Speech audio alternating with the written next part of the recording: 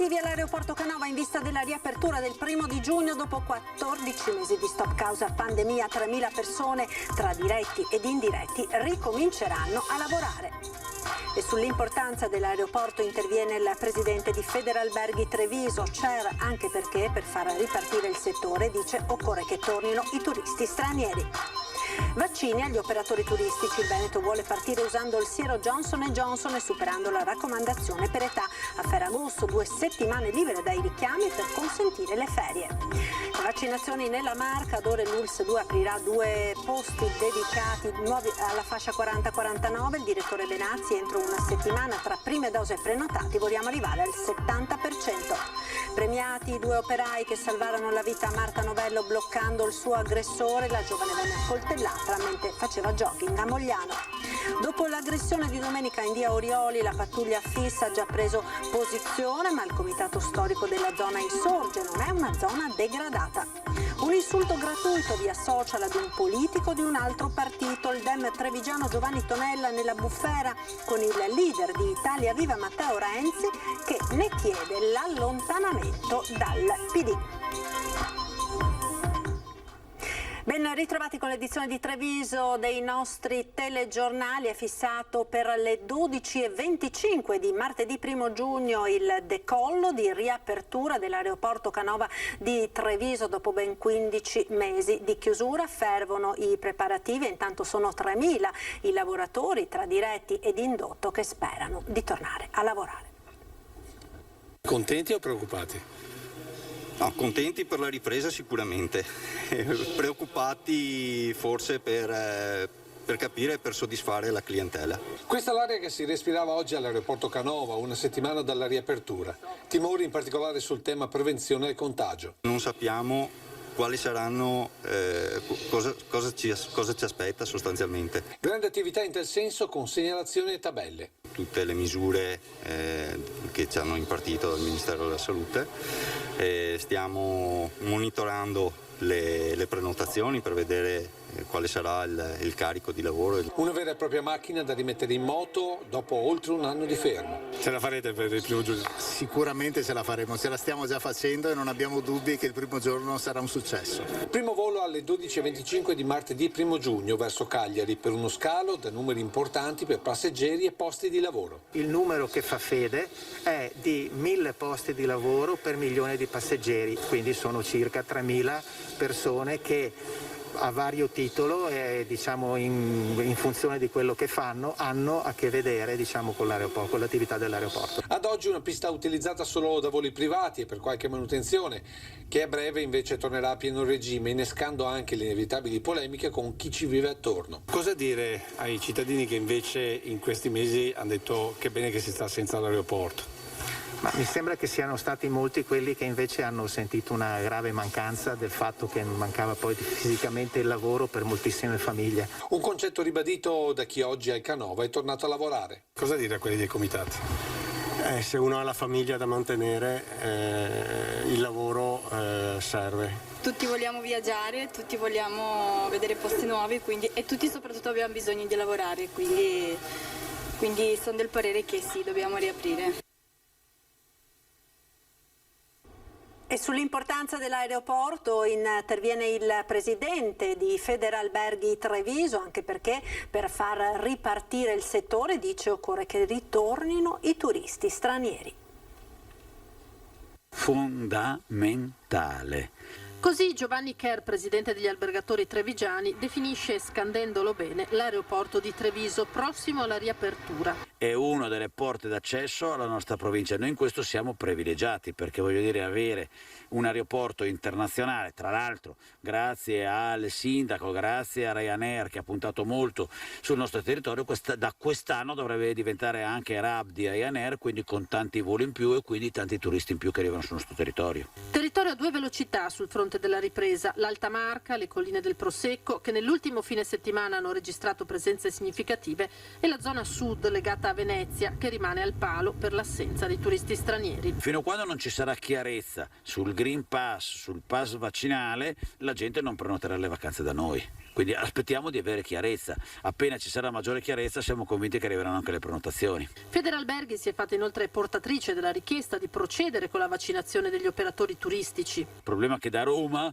forse le indicazioni del generale sono andiamo avanti per età e andiamo avanti per età, quindi diciamo un po' in contrapposizione in questo senso. Infine il nodo occupazione e sblocco dei licenziamenti. Il settore, dice Kerr, sta perdendo molto personale qualificato. La gente sta trovando nuove occupazioni, nuovi lavori, perché non può continuare a vivere così. Un altro lato è chiaro che come imprenditori capiamo che bisogna anche pensare di rivedere il ruolo delle proprie maestranze, di chi lavora, no? E quindi si deve andare verso un mercato libero. E proprio verso la vaccinazione degli operatori del settore del turismo è orientata la Regione del Veneto, intenzionata ad aprire una linea dedicata sul portale e pensa di destinare loro il siero Johnson & Johnson, anche se serve ovviamente avere dei chiarimenti sulle raccomandazioni da parte del governo che oggi limitano l'utilizzo di questo siero agli over 60. Sentiamo il governatore Luca Zaia. È una grande opportunità, è un vaccino autorizzato EMA, non stiamo parlando di una porcheria sperimentale. Adesso vogliamo capire quale sia la formula per andare a vaccinare un operatore sotto i 60 anni, per dire io l'avrei fatto Johnson & Johnson. Sono due gli scenari che potrebbero verificarsi in Veneto entro le prossime settimane. Gli operatori turistici saranno vaccinati con Johnson & Johnson con le 60.000 dosi in disposizione al Veneto, oppure le dosi di Johnson e AstraZeneca oggi raccomandate agli over 60 resteranno in magazzino per i richiami, perché quella fascia di popolazione, 60enni, 70enni e 80enni, in Veneto è già stata vaccinata. Ecco perché per far partire davvero la campagna vaccinale agli operatori turistici, come è intenzione del Veneto, serve un cambio di passo. Se AIFA chiarisse questo raccomandato ci darebbe una gran mano, perché voglio anche dire, ne parlavo col commissario Figliuolo, adesso arriveranno vagonate di AstraZeneca e di Johnson & Johnson. Se non chiariamo sta roba del over 60 e under 60, cioè la possibilità del raccomandato, noi rischiamo di mandarli sul binario morto questi. L'intenzione è partire fin da subito con albergatori, campeggi, parchi tematici. Sono 70.000 persone in tutta la regione che attendono il vaccino. Per loro sarà aperta sul sito della regione una linea vaccinale dedicata. L'operatore turistico entra nel nostro sito e troverà la casella operatore turistico e si prenota e ha l'obbligo di certificare la sua posizione, quindi il contratto di lavoro o una dichiarazione del datore di lavoro per la vaccinazione. La notizia arriva dopo le dichiarazioni confortanti del presidente Luca Zaia. Gli indicatori confermano la tendenza in corso, il calo dei contagi con un indice di incidenza sui tamponi solo dello 0,46%. Oggi la giornata con il valore più basso della storia. Ancora aperta la partita sui turisti che potrebbero ricevere il siero in vacanza in Veneto. Zaia ne è convinto, ma il dibattito è aperto. Il presidente della conferenza delle regioni Fedriga lo ritiene ancora troppo complicato. Io ho posto una questione, non mi sembra irrilevante, tanto è vero che i nostri operatori mi hanno detto magari potessimo vendere anche questo plus in più, che poi riguarderà lo 0,0% dei turisti. Ed ora il nostro sondaggio di questa sera che è dedicato proprio a questo tema. Dopo i quarantenni vaccinare il settore turistico, il settore quindi del turismo, e questa è la domanda alla quale vi chiediamo di rispondere come sempre con uno squillo gratuito ai numeri che vedete in sovraimpressione: 0422 162 6691 se per voi la risposta è sì, 0422 162 6690 se per voi la risposta è no. Come sempre il risultato verrà fornito in diretta nel corso di Ring, in onda questa sera a partire dalle 21:15. E per quanto riguarda le vaccinazioni nella Marca, l'ULSS 2 aprirà ad ore nuovi posti dedicati alla fascia d'età 40-49. L'obiettivo, ha detto il direttore generale Francesco Benazzi, è quello di arrivare tra prime dosi e prenotati a vaccinare il 70% dei quarantenni entro una decina di giorni. Nel frattempo si accelera, anche anticipando portando a 10 settimane con i richiami di AstraZeneca, perché, dice Benazzi, c'è il rischio che non ci arrivino nuove dosi. Gli interessati verranno avvisati con SMS o contattati per telefono. E torniamo a parlare della seconda ondata di Covid in Veneto e degli effetti della zona gialla. Ieri sera ospite a Ring l'ex ricercatore dell'OMS Francesco Zambon.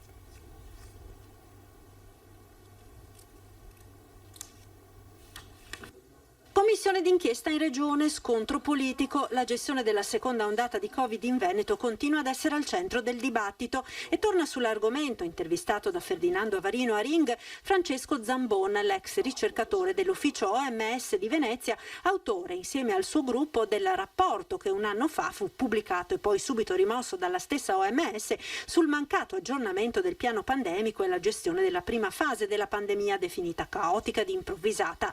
La drammatica seconda ondata che ha colpito il Veneto tra novembre e gennaio, secondo il ricercatore, è da correlarsi alla permanenza in zona gialla e alla conseguente minore percezione del rischio da parte della popolazione. Io credo che il fatto, per esempio, di essere rimasti a lungo come unica regione in zona gialla, da un lato era una cosa positiva, da un lato un po' ci penalizzava, soprattutto perché credo che abbassasse la percezione del rischio, cioè in qualche modo è successo in quelle settimane quello che è successo a giugno dell'anno scorso, quando noi pensavamo in realtà di essere fuori dal Covid, passata la prima ondata. Dunque comportamenti meno attenti da parte dei cittadini, favoriti dalla percezione di basso rischio indotta dalla zona gialla. Una cosa del genere, siccome è stata veramente una cosa esplosiva in qualche modo, credo che si spieghi soltanto quando ci sono dei comportamenti di tutti i soggetti, comportamenti più a rischio per la circolazione. Nonostante comunque la disastrosa seconda ondata, la mortalità del Veneto rispetto a quella delle altre regioni più colpite rimane più bassa, la mortalità media considerando tutte le ondate fino adesso.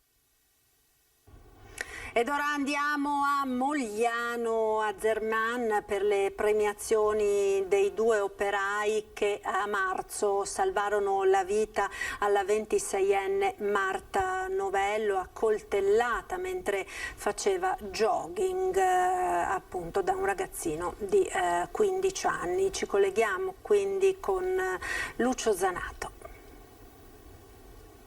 Sì, è appena finita da qualche minuto la cerimonia qui al centro sociale di Mogliano, sono con il sindaco Davide Bortolato. Sindaco, un premio speciale a questi due operai, qual è il senso? Sì, lo prevede anche la normativa, queste benemerenze civiche possono essere date a persone che si sono distinte nel campo del sociale, nel campo della cultura, nel campo politico, ma anche a persone che abbiano compiuto atti eroici. E i due ragazzi, Massimo e Denis, quel giorno hanno salvato la vita di Marta di fatto. Hanno visto questa bicicletta al bordo strada, potevano anche proseguire dritti e andare avanti, invece si sono fermati, hanno guardato e hanno visto questa scena tragica e hanno impedito il peggio, di fatto salvando la vita a Marta. Ecco, a proposito di Marta, che notizie da parte della famiglia, che qui non era presente perché vuole riservatezza? Sì, da quello che mi racconta il padre, Marta sta recuperando bene, molto bene, insomma, siamo tutti vicini a lei e Marta, forza, a nome anche tuo ho ringraziato questi due ragazzi. Grazie Sindaco, e proprio per questo adesso sentiamo la voce di questi due operai che hanno prestato aiuto a Marta Novello e dopo lì nello studio. Per lei che cos'è questo premio? È un premio che abbiamo salvato una ragazza giovane e che si riprenda il più presto possibile.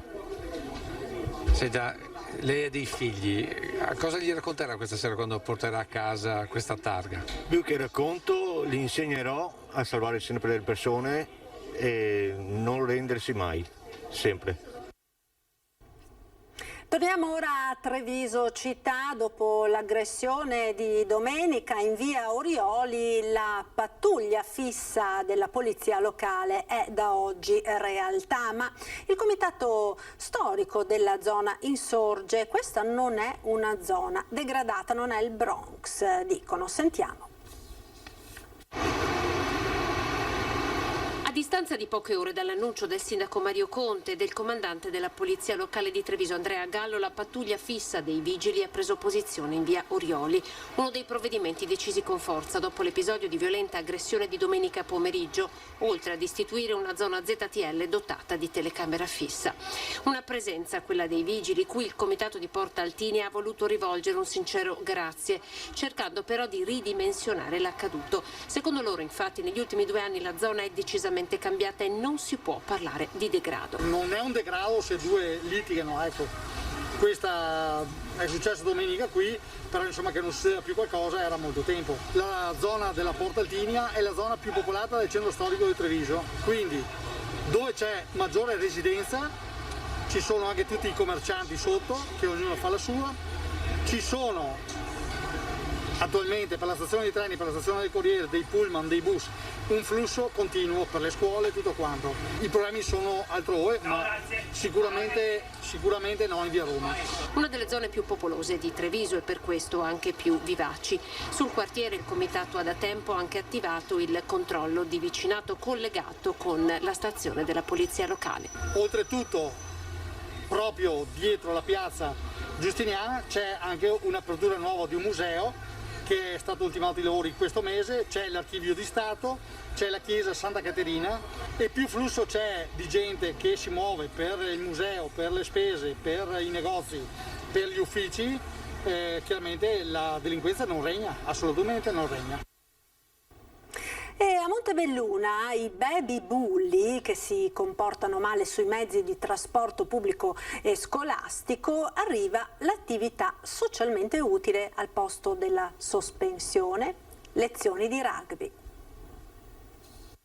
I genitori potranno scegliere, anche i ragazzi potranno scegliere se essere sospesi dal servizio di trasporto scolastico per 2 settimane oppure di fare un mese a contatto ovviamente con altri ragazzi a rugby. È questa l'alternativa che i baby bulli di Montebelluna si troveranno di fronte se beccati a spintonare o insultare i compagni sui mezzi di trasporto comunale. Al posto del classico ammonimento con sospensione dalle corse, da oggi ci sarà l'opportunità di riabilitarsi con la palla ovale. Lo spirito è quello di dare un'opportunità.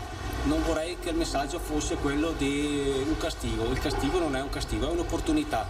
I ragazzi che si sfogano, che si comportano male in pulmino, possono venire a trasmettere tutta la loro irruenza al campo da rugby. Tutto lo sport, non solo il rugby, può dare un messaggio, un aiuto alla società. L'esperimento è stato messo nero su bianco in una convenzione tra l'Associazione Rugby Junior di Montebelluna e l'amministrazione che presto potrebbe estendersi anche ad altri sport e coinvolgere le scuole del territorio. E anzi, ne ho parlato con i dirigenti scolastici che sono anche interessati a prevedere tra le loro possibilità quella di invece di sospendere i ragazzi a scuola, di fargli fare attività sportiva e quindi commutare, come si dice, la pena in lavori socialmente utili, in questo caso sportivamente utili.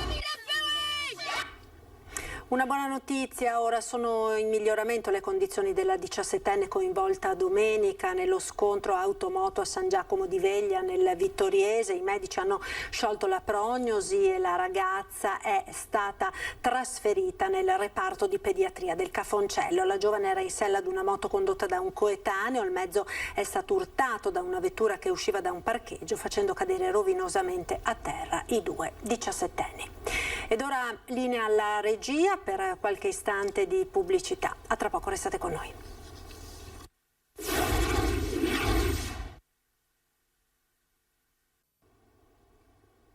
E rieccoci in studio con il TG di Treviso. La politica, ora un insulto gratuito via social ad un politico di un altro partito. Il Dem trevigiano Tonella nella bufera con il leader di Italia Viva Matteo Renzi che ne chiede l'allontanamento dal Partito Democratico. Un commento infelice su Facebook, di fatto un'offesa al coordinatore nazionale di Italia Viva Ettore Rosato da parte di chi non te l'aspetti, il presidente dell'Assemblea Veneta del PD Giovanni Tonella, nei confronti del quale ora niente meno che l'ex premier Matteo Renzi chiede al partito di prendere provvedimenti cacciandolo. Nel post si parlava della proposta di Enrico Letta in tema di tassa di successione e a Tonella è scappato un insulto. Sono meravigliato che un alto dirigente del PD si esprima in questo modo, ha commentato Rosato, ma ancor più del silenzio silenzio del PD. Avallare questo linguaggio per manifestare il dissenso in politica porta solo a passare dai contenuti alle offese. Ho commentato un post su Facebook e mi sono lasciato andare con un'intemperanza sbagliata. Pongo le mie scuse a Ettore Rosato, quindi non ho nessuna difficoltà da questo punto di vista. Sulla richiesta di Renzi di cacciarlo, Tonella non si scompone. Mi pare difficile che un segretario di un altro partito chieda l'espulsione per una persona che non è nel suo partito. In queste ore anche il confronto con il segretario regionale del PD, Bisato. Lo derubrico a a un tono sovraeccitato rispetto a questioni politiche che ci differenziano in questo momento.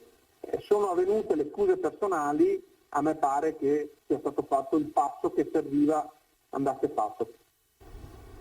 Ed ora il giuramento dei nuovi vigili del fuoco a distanza nel rispetto delle norme anticontagio. Al Polo Didattico di Treviso hanno prestato la loro promessa 19 allievi del Veneto e 14 del Friuli Venezia Giulia, alla presenza del prefetto Maria Rosaria Laganà, dell'assessore alla protezione civile del Veneto Bottaccin, del direttore interregionale dei vigili del fuoco Loris Munaro e di una rappresentanza dei comandanti delle 2 regioni delle autorità civili e militari. Gli allievi fanno parte del gruppo di 488 giovani dell'89esimo corso che oggi hanno giurato fedeltà alla Repubblica, anche loro schierati in collegamento video con le scuole centrali antincendio di Roma, dove si trovavano i massimi vertici del corpo e le autorità.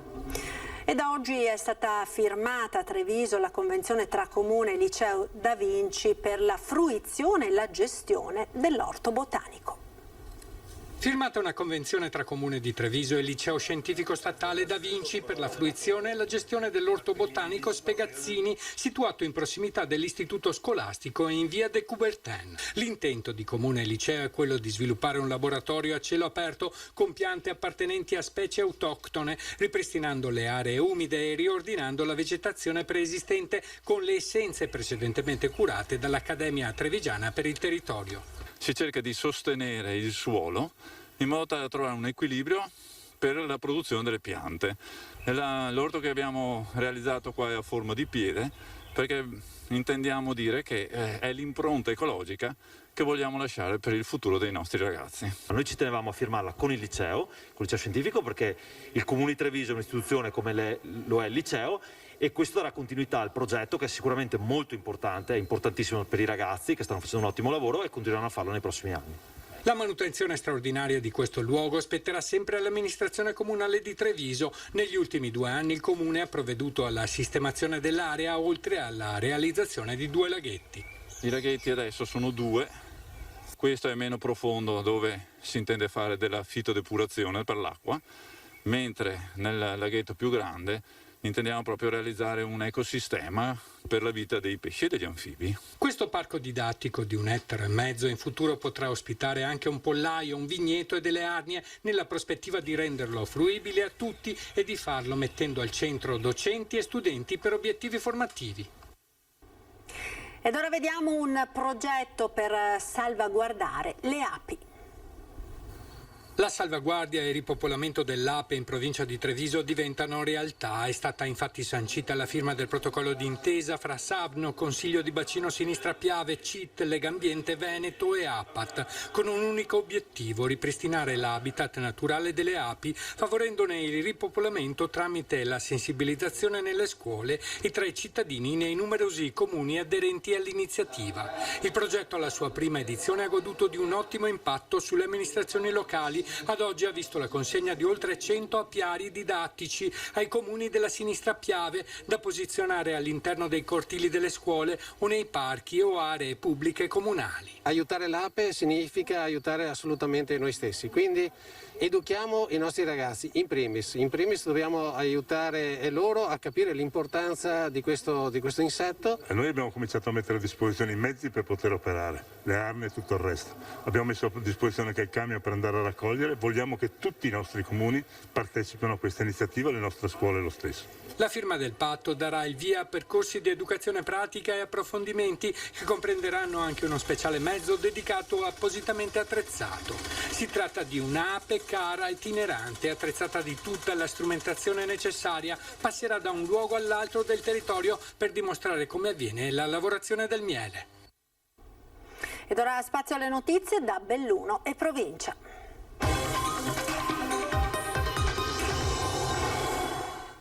La cronaca in primo piano con un falso invalido che ha frodato 200.000 euro a INPS, INAIL e Regione Veneto. È stato denunciato. Sentiamo. In pubblico si fingeva paraplegico e si muoveva in carrozzina. Negli spazi aperti della sua proprietà l'uomo si dilettava in lavori di giardinaggio, spostava e scaricava bancali, tutto sulle sue gambe. Il falso invalido scovato dai carabinieri del comando provinciale, un 49enne di Sedico. L'ipotesi di reato nei suoi confronti è quella di truffa aggravata per il conseguimento di erogazioni pubbliche.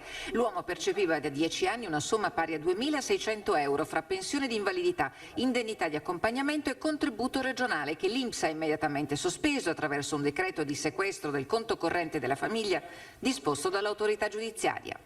Abbiamo svolto questa indagine congiunta con i carabinieri che hanno svolto un'ottima attività investigativa che, sommata all'attività documentale, hanno prodotto questo tipo di risultato.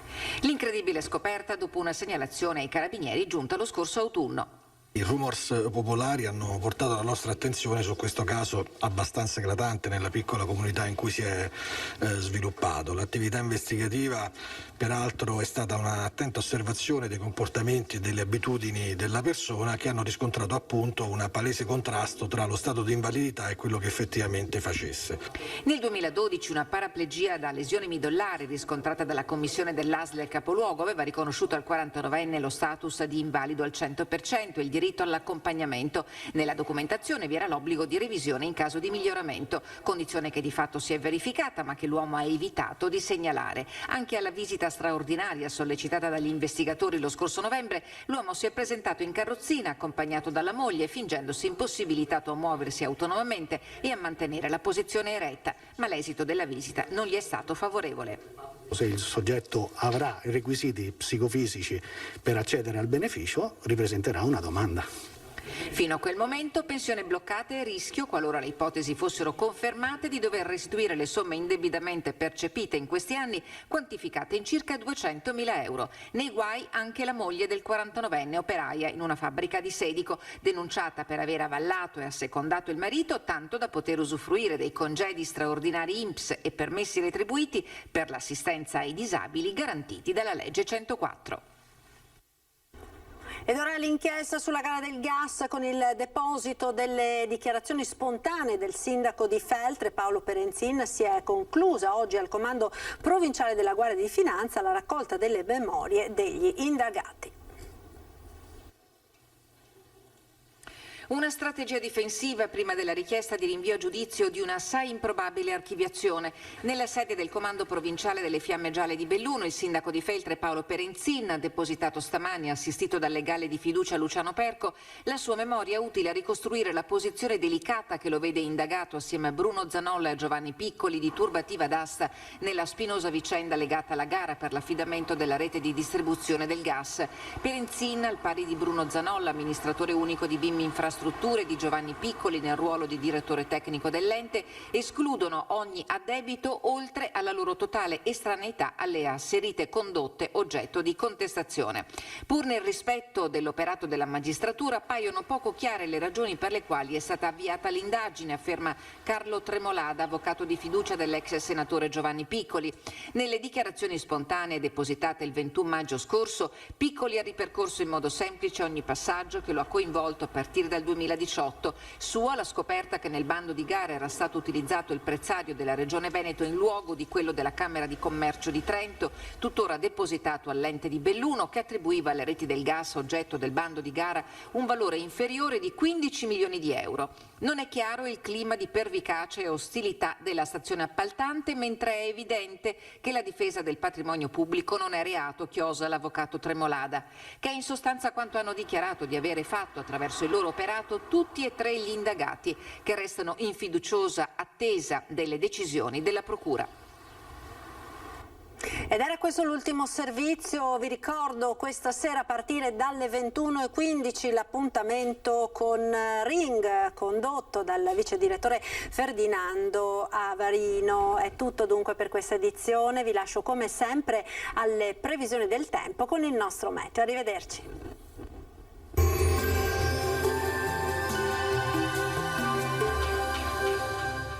Cooperativa Agricola Volpago. Da noi trovi la carne fresca di prima qualità, genuina e salutare per il tuo benessere. Ci trovi a Volpago del Montello, Pieve del Grappa e Tre Baseleghe.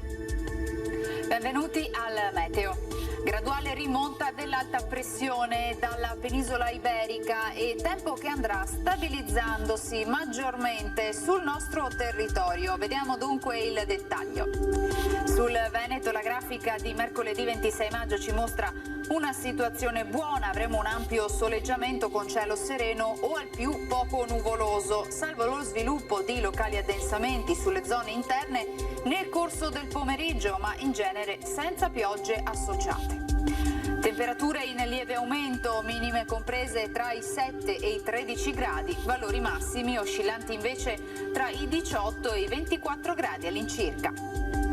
Ci spostiamo ora sul Friuli Venezia e Giulia, dove avremo di fatto poche novità, tanto sole ovunque, solo con qualche occasionale annuvolamento, ma del tutto innocuo.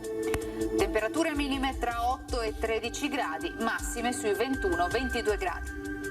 Infine uno sguardo al Trentino Alto Adige, anche qui avremo tanto sole ovunque, isolati acquazzoni sui settori alpini di confine nel corso del pomeriggio. Temperature minime intorno ai 7-8 gradi, massime infine sui 22 all'incirca. Dal meteo per ora è tutto, vi auguro come sempre un buon proseguimento in compagnia di Antenna 3. Arrivederci dunque al prossimo aggiornamento.